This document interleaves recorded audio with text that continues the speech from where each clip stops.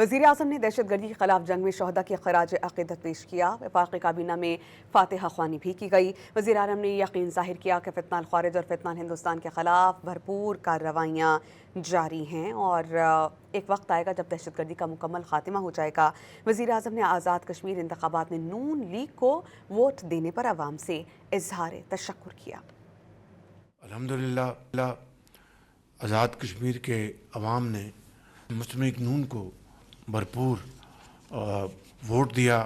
مسلم league نون کی الحمدللہ تقریباً میجورٹی بن چکی ہے۔ میجر حافظ احسان الہی نے جام شہادت نوش کیا۔ اسی طریقے سے کیپٹن حمزہ اکرم، انہوں نے پاکستان کے لیے اپنے خون کا نذرانہ پیش کیا، اور اسی طریقے سے ڈی ایس پی دیار خان، انہوں نے اس دھرتی کے لیے اپنے خون کا نذرانہ پیش کیا۔ ہمیں آج ان سب کے لیے آ کر اللہ تعالیٰ کے حضور ہمیں دعا کرنی ہے۔